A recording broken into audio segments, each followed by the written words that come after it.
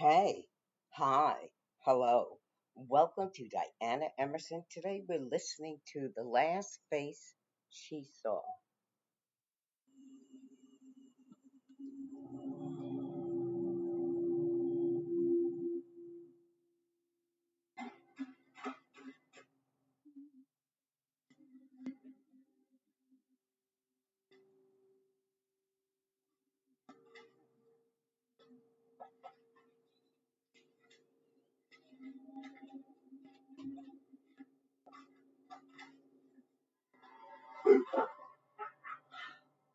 What the heck are you doing? See if you need anything. You get that stuff. I can do that.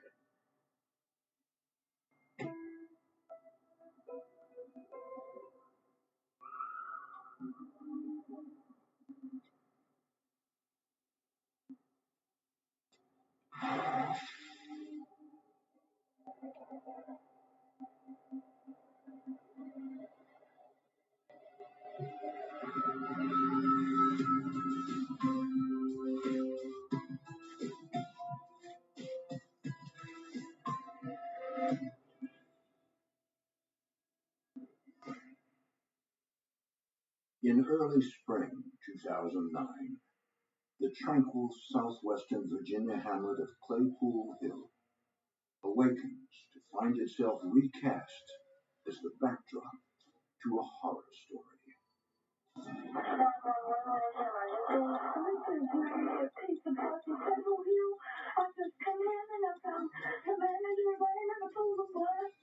Okay, you need to get out of the store and I don't want you touching anything, okay? That was a sergeant in narcotics. I got a call from the captain at the time said we had a homicide at Pizza Plus Claypool Hill.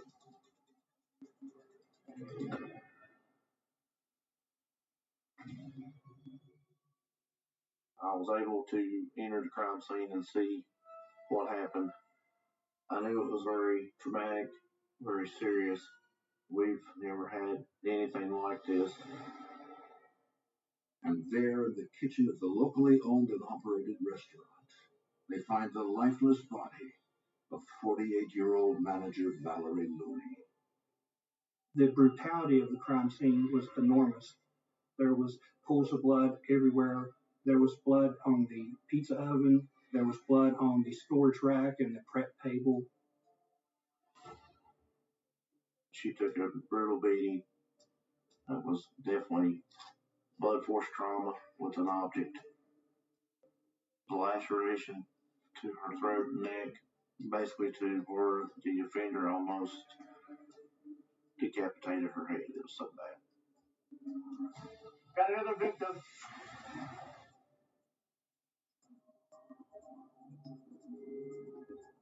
The second victim is identified as Valerie's 52-year-old husband, Harvey. The male victim, Harvey, he was found laying out back of the store, just outside the door, and his throat had been cut.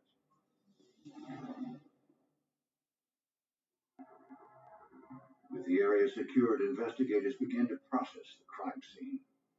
And the challenge is on to make sense of what they find. When you looked at Harvey Looney, his wallet was there, his wallet was full of money. So not all the money was taken, and there was probably more money in his wallet than what had been taken from the cash register. None of the money in all our personal belongings were taken. If it's a random robbery, they're going to take everything. That was definitely odd. Though that isn't the only curious discovery. In the sink, there was noted a couple of drops of blood near the drain. Those samples were taken and sent to the forensic lab. The drops suggest the murderer might have felt rushed to clean up. Other evidence suggests quite the opposite. It was a little odd that someone would mop his or her way out the back door, yet put the mop in the exact same place that everyone would put it. You may have another murder weapon here. Just to the right of the mop was a fire extinguisher that was covered in blood. It was hanging on the wall. Why would somebody bludgeon someone with a fire extinguisher and then hang it back up? If someone uses a weapon, they usually throw it away. It's very odd for it to be hanging up back on its normal rack. The evidence caused us to look closely at coworkers or someone that had intimate knowledge of the store or had previously worked there. While CSI continues to comb the crime scene for clues, local news stations catch wind of the horrific crime. Couldn't be true. Just couldn't be true. That was the reaction of employees here at Pizza Plus after hearing news of the deaths of two of their coworkers. This is a rural area, so as soon as you started having 1, 2, 3, 4 police cars emerge on that parking lot, people knew this is bad, something's happened, something's went on, and so word was spread very fast throughout that area what had happened. It's hard to even comprehend. He didn't deserve to die. Valerie didn't deserve to die. You know, that hurt a lot. There was all kinds of rumors that flew around. And you heard so many of them, we didn't know what to believe and what not to believe. Married for 29 years, Harvey and Valerie Looney have always called this neck of Southwest Virginia home. It's part of what makes their friendly faces a staple in Claypool Hill. They were very well known where they worked at the Pizza Plus. All the church people, whenever they went up there, they fell in love with them because they said they were always the nicest, loving, kind people that they had ever met. After a year of marriage, in 1981, the Looneys welcomed their first and only child, Christopher. When she found out she was having a boy, she said, I can't wait to have this baby and get him home and just hold him. I just want to hold him. And I said, you know what? This is going to be one spoiled little boy. She said, yeah, he will be, but that's the way I want him. In 1998, with Christopher in his teens, Valerie takes a job at Pizza Plus. Not long after, Harvey joins her team. I would be probably pulling my hair out working with my husband. But Valerie and Harvey seemed like they wanted to be together. And they worked fine with each other. They were very hardworking, very honest people. They did what they could to make ends meet and live the best way that they knew how. I don't think anyone would consider them an enemy. Harvey and Valerie Looney's kind and loving nature is what makes their double homicide all the more horrifying. The shock continues to set in for Mary Fuller, the Pizza Plus employee who made the initial 911 call. She sits down to speak with police. Can you think of anyone who could have done something like this to the Loneys? No. They got along with everybody. Did Valerie ever discipline anyone?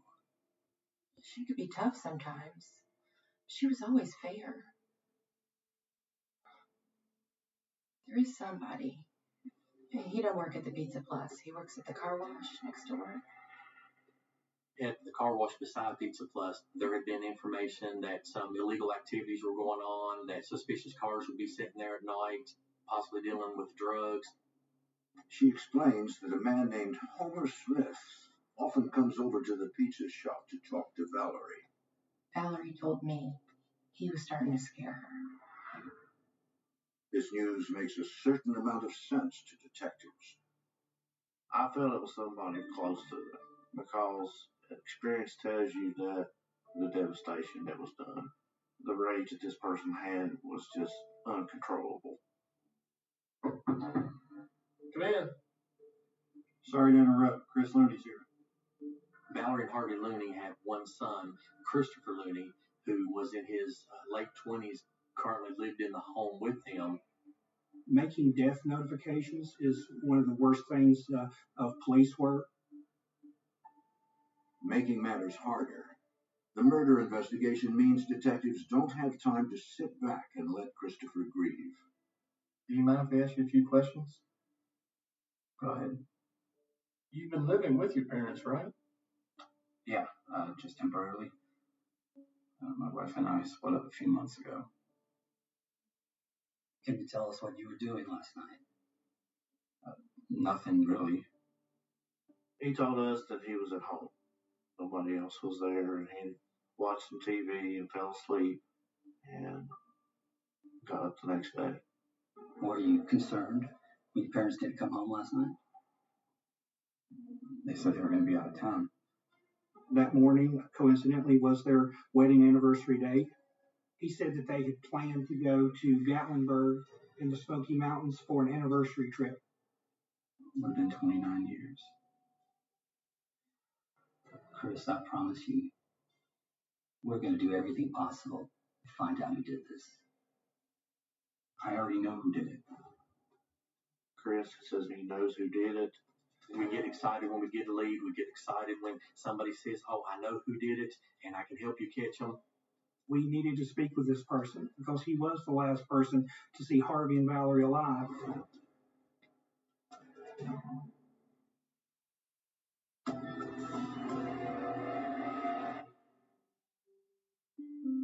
As a gateway to the Appalachian Trail, Tazewell County, Virginia is known for its wide-open scenery, its close-knit community, and the heartfelt hospitality it offers traveling strangers.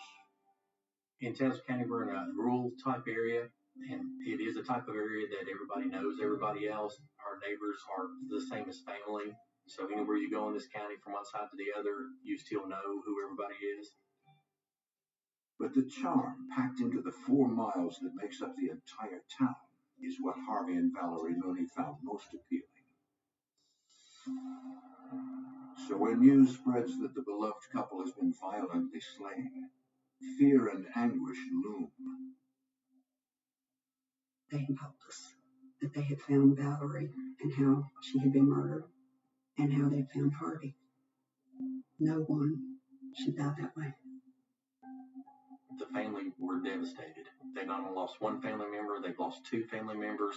In my career, this is probably one of the worst crime scenes that I've ever been involved with. So it comes as no surprise when just hours into the investigation, Valerie and Harvey's son Chris comes forward to name a suspect. Brian Lee. He and my mom did not get along, and he was doing deliveries that night. Brian Lee was an employee of the Pizza Plus, and he was the last known person to see Harvey and Valerie alive. Police immediately arrange a sit-down with Brian Lee. They give a lot of cash?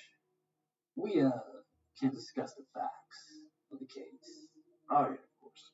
My bad. During the interview with Brian Lee, his behavior seemed a little odd. He was nervous, and he asked a question about the money missing. This certainly drew a red flag as far as his involvement. We understand you've had a few disagreements with Miss Looney. Few? Valerie was known as sort of a no-nonsense type boss, and we looked at that. You know, maybe someone had a problem with her, an argument that may want to retaliate or have some sort of beef with Valerie.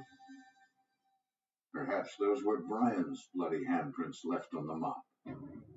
He actually closed the restaurant with them that night, and due to it being Sunday, Valerie would have to stay later to do the end of the week paperwork. What did you do at the mop? Do you remember? Sure. I left it right out back by the door.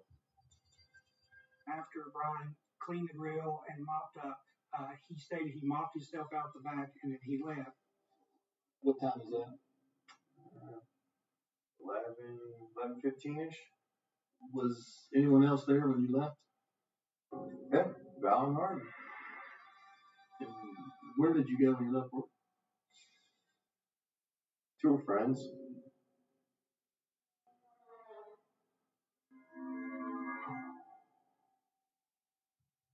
While a deputy is dispatched to check Brian Lee's alibi, police head over to the car wash to follow up on another lead. Homer Smith? Yeah? You heard about the murders next door? Yeah? We've been talking to people who knew Valerie, and your name came up. Yeah, so? So, we need to know what you were doing last night. Smith tells the detectives that he got his car washed and then drove over to Pizza Plus, but he never went inside. So, you just sat there in the parking lot? Yeah, then I left. Homer Smith's story doesn't make a lot of sense to police. Luckily, there's a way to prove it. Surveillance video from the car wash. That's him. Surveillance video from the car wash, which is adjacent to the restaurant, showed that Homer pulled his vehicle onto the parking lot, but he never exited the vehicle. Why would he just sit there like that? No idea. He sat there for a while and then he drove off. Homer's behavior is suspicious, but not enough to pin a double homicide on. However, police hold off on ruling him out. I think everybody was concerned. I heard of people saying that they were keeping their doors locked. Everybody had speculations. People were worried. They didn't know whether the person who had done it was still here in the area or if they had moved on. What if it does happen again? That's probably every officer's fear of not being able to get somebody off the street that just killed 2 people. We were inundated with tips from the very beginning. People were calling. Take a call. One of those tips comes from an unlikely source, an inmate from the Tazewell County Jail. Raymond Schuler was in our system through Tazewell County, known as a drug dealer. His name came up. He was interviewed by officers and provided information about some individuals that may have been involved with the Pizza Plus murder. He was told that they robbed it and that the robbery went violent. She began crying, talking, and she was saying it wasn't supposed to happen that way. As far as credibility goes, Schuler doesn't have much. But could the jailhouse snitch actually be telling the truth?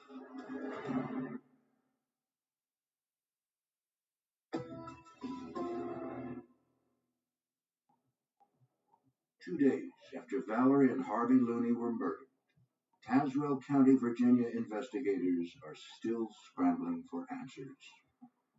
In my career, this was the first serious double homicide.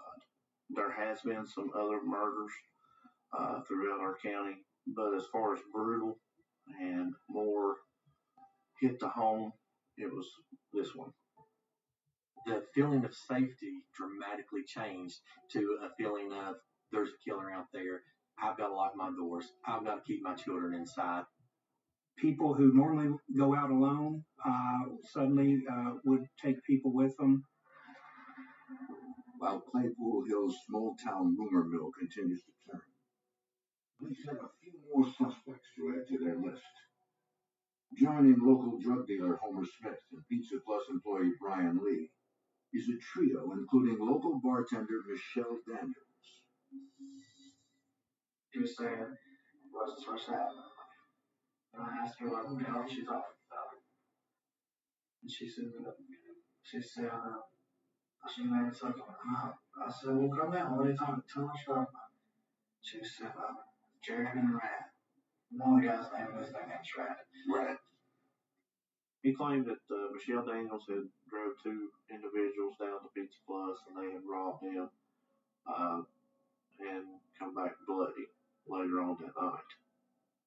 She said they told me they think they killed him. She said it wasn't supposed to happen. They were supposed to rob him. They actually told her that they killed the 2. That they killed him. That they threw him away. Believing there is truth in the jailhouse snitch's story, detectives pay a visit to Michelle at work. She told someone that the robbery went wrong, that the people she drove there had to kill somebody. So that sparked an interest in me. So we need to go talk to Michelle and find out whether this is going to pan out or not. Hey, Michelle. What do you want? You know these guys? Yeah, unfortunately. We got information about them being involved in the murders at the Pizza Plus. I wouldn't doubt it. We also received a tip that you drove them to Pizza Plus that night. What? She said, I never made those statements. I've never told anybody about driving people to Pizza Plus to commit a murder. But a simple denial from someone known to dabble in Claypool's dark side isn't enough to stop investigators. Mr. Williams, Yeah. got a search warrant signed by the courts. We went into the house. One of the individuals was wanted. We searched the house to see if possibility there was, money bag was taken from Pizza Plus.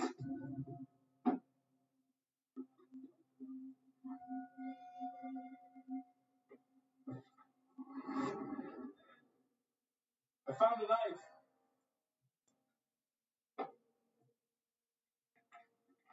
Investigators send the evidence off to the state crime lab.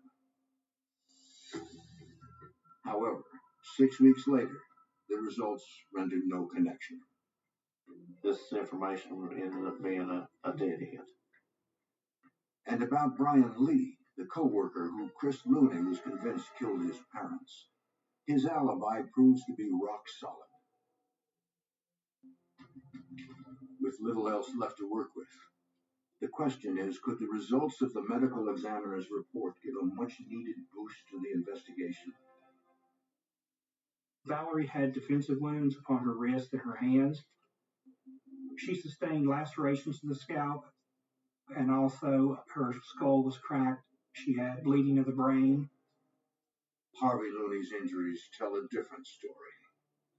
There was no defensive wounds or any other type of wounds with the exception of his throat. He had a bruising around his neck and then a laceration to his throat. The bruising around his neck probably indicated he was choked. Surprisingly, the autopsy shows the injuries to Harvey's throat are not what killed him. Because he had actually was in a struggle with the offender at the time, and he had the heart attack during the struggle. We learned that the laceration was cut afterwards. Unfortunately, the forensics report fails to reveal much more information. The only results were that Valerie's DNA was found on the fire extinguisher.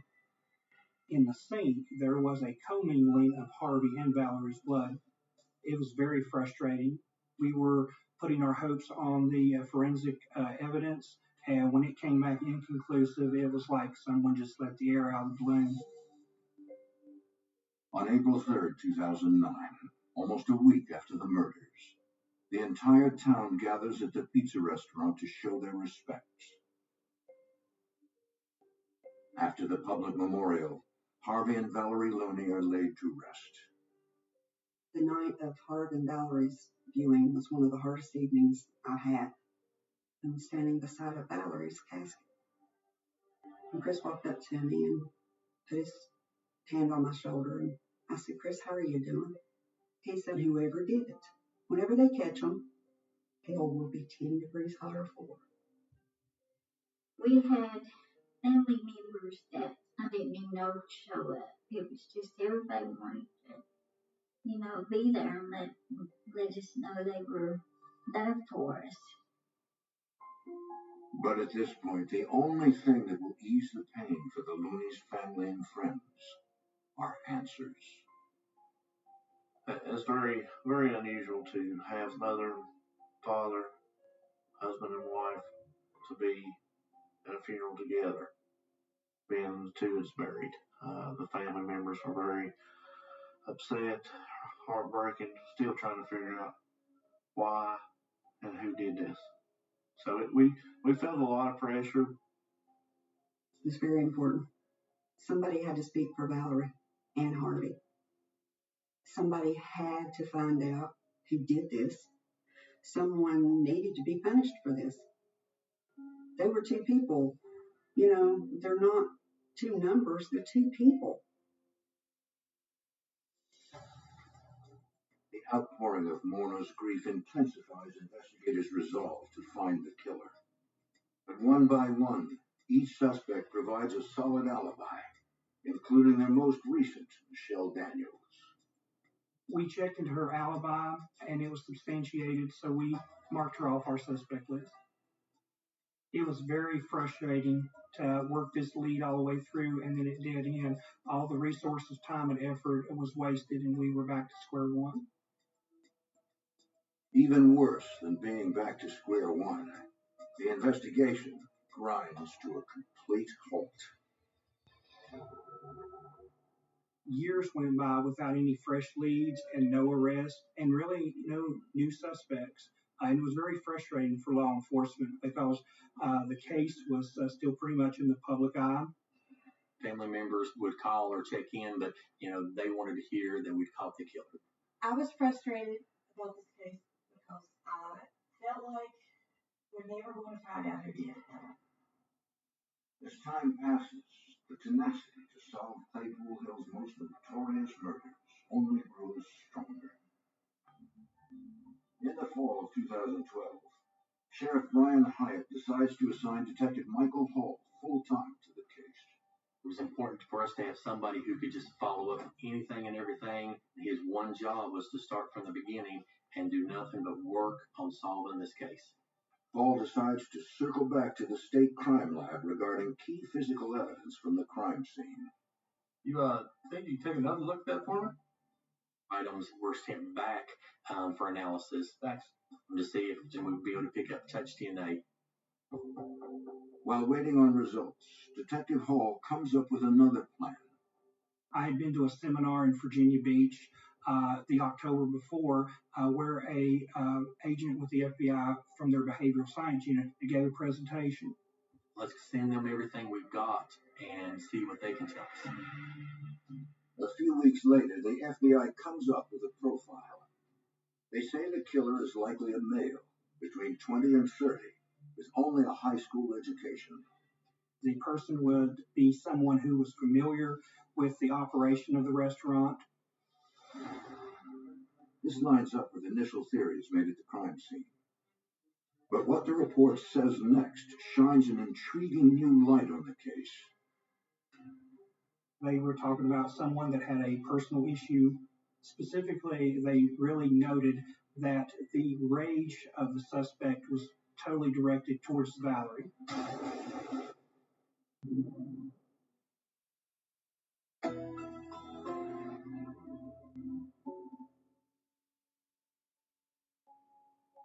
By the spring of 2012, over 3 years have passed since the unsolved Pizza Plus murders of Harvey and Valerie Looney.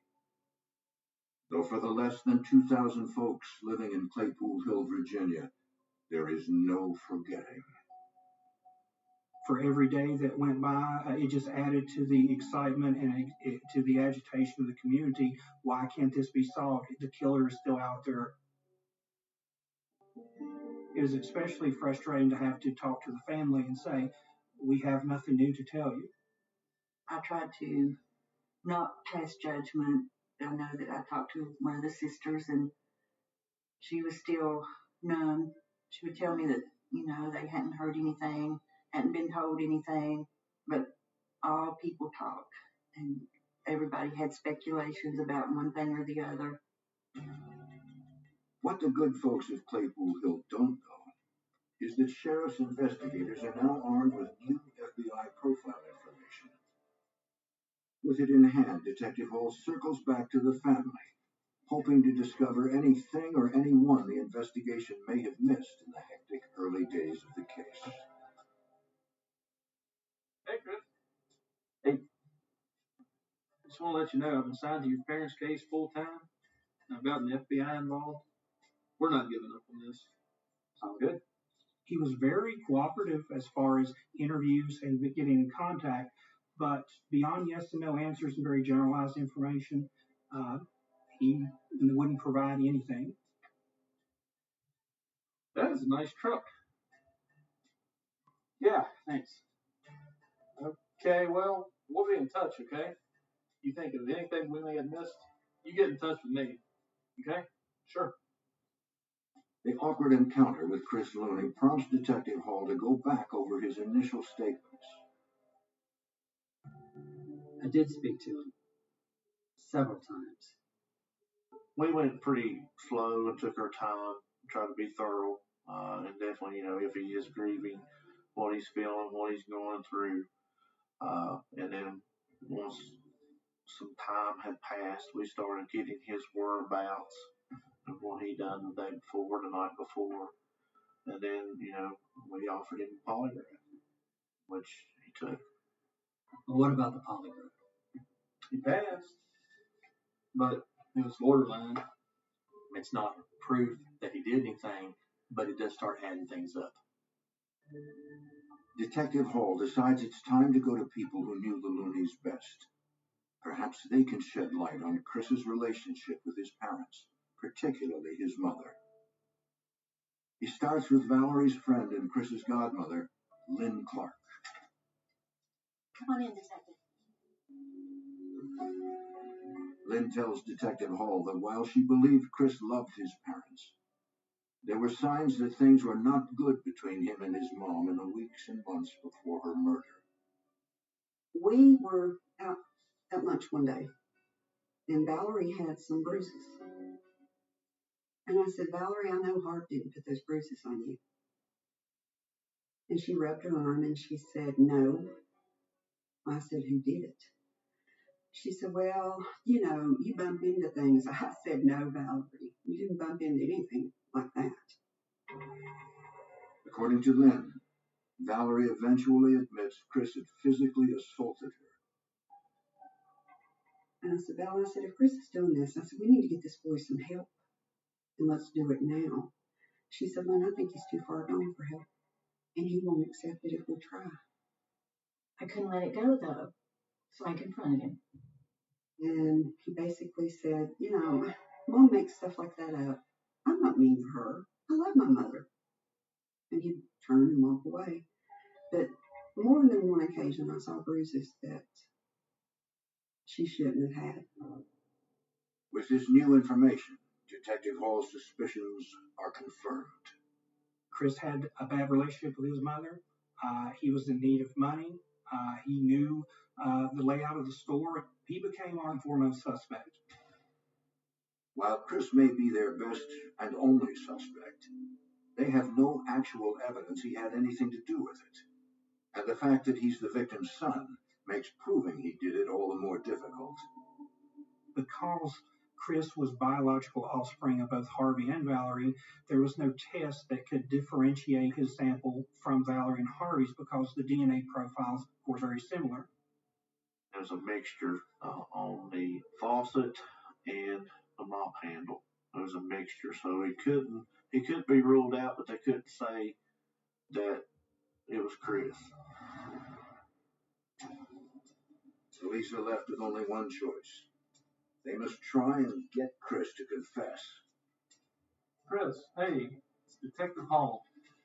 We've had some developments on your parents' case. I want to bring you up to speed on it. Wondering if you could come down to the station. He agreed to come in and talk to us.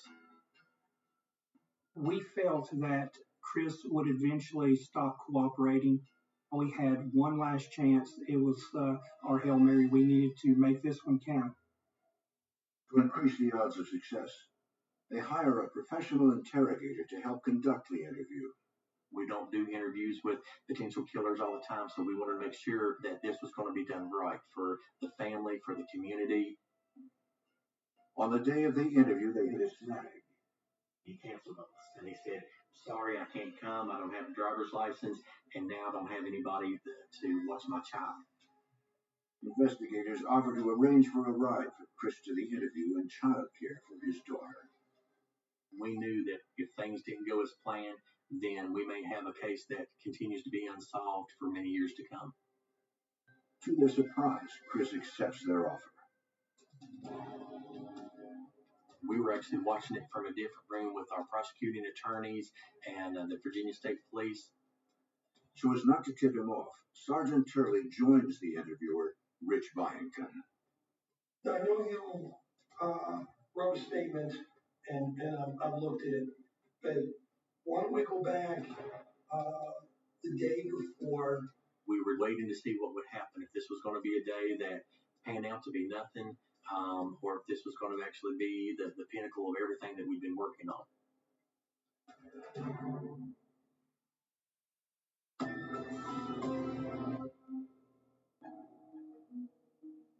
Nearly 4 years after the murders of Harvey and Valerie Looney, Claypool Hill residents remain haunted by the notion that a brutal killer may still walk among them.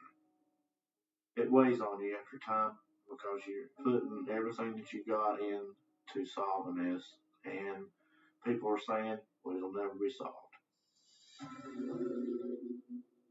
What few realize is the police have zeroed in on a suspect, the Looney's only son, Chris. Why don't we go back the day before your parents' murder? Went to work that morning, got off work around 12, so then we work half a day on Saturdays. Chris goes back over everything from that time period and answers all the questions that he's asked. No one has to talk to police. He could have invoked his Miranda rights. He could have simply just got up and walked out and said, I don't want to speak with you. Slowly, interrogators bring up inconsistencies in what he's told them over the years, including the anniversary trip Chris initially claimed his parents had planned on taking. Would it surprise you to know that when I talked to the dentist, he told me he and your dad had a fishing trip planned for that day? And yet your dad never mentioned to him that he couldn't go fishing because he was taking your mother out of town. He's questioned as to, well, you've lied about this, you've lied about that, and if you're lying about these things, then you're not telling us the truth about the murders. Investigators also explained to Chris that he could have left DNA traces behind. Even if the person was wearing gloves, you can still leave DNA at the scene. Do you realize that? Yeah, there's a thing called touch DNA. Okay, so even though I'm wearing gloves, if my arm brushes against the counter, let's say, I'm going to leave skin cells on the counter. With all their cards on the table, Investigator Byington presses in on Chris. Chris, tell me what happened. You got to help yourself. You got to help your daughter. Tell me. I'm not going to lie. Tell me what happened. Yeah. How was it? He whispered it was an accident. It was dead silence in the room. Chris admits he came to see his parents at Pizza Plus on the night of the murders and had an argument with his mother. What did you go with? What did you do? Chris owed some court costs and fines, and if he didn't pay them within a certain amount of time, then he was going to jail. When he asked his mother for the cash, she refused, and he got angry. It's fucked up. I'm a mom.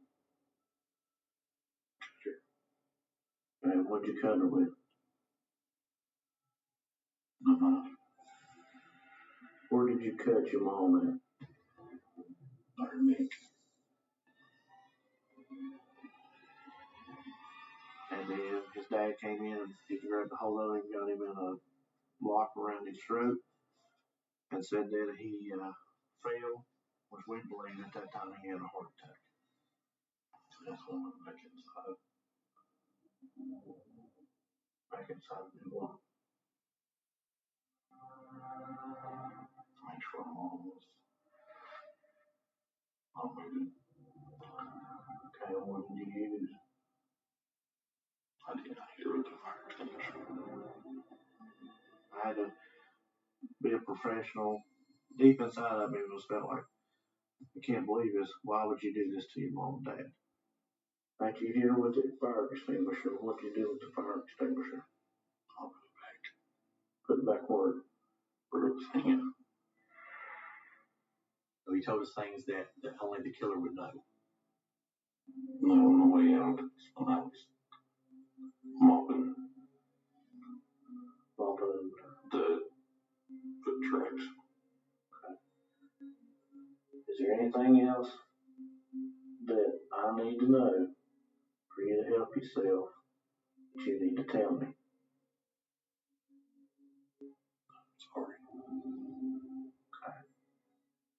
At the end, he broke down and cried. He realized what he had done.